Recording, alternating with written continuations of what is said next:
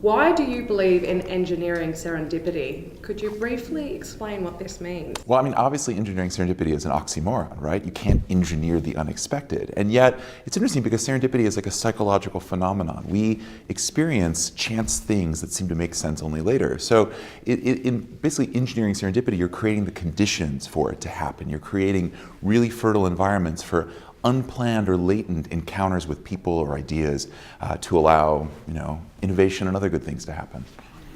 And that's really interesting, and we're looking forward to hearing more about that.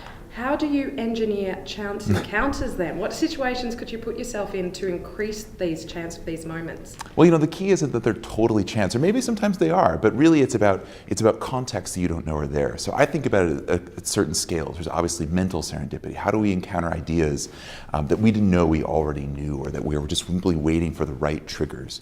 How do you in an office meet the person that you should be working on something with, but you've never met them because they're in a different department or wing or office?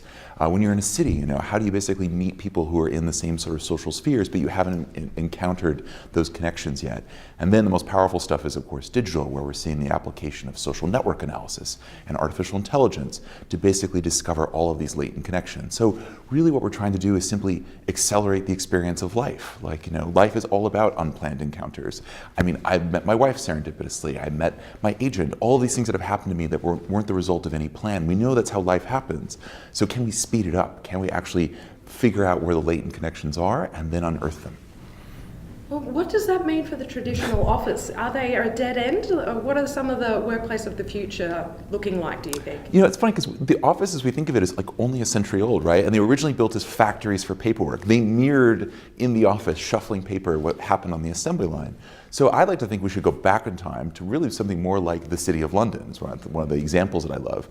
If you think about it, Samuel Pepys in the 17th century was the original mobile worker. He went from the docks to court to pubs to coffee houses. And that's what we see workers doing today. So I think it's kind of crazy, the idea that we go to the same office every day. I think people should go to different workplaces that have different styles. We should think more about shared workspaces and co-working. I think companies should work more together. There should actually be peers at different firms that are closely aligned that should share what they know and basically try to learn faster from their peers rather than being in the same cubicle or office or, God help you, open plan office every single day. So there's a lot that can be done. And I think the office of the future is more like a living room. It should have a comfortable couch where you can chat with people and, of course, type as many emails as you need to.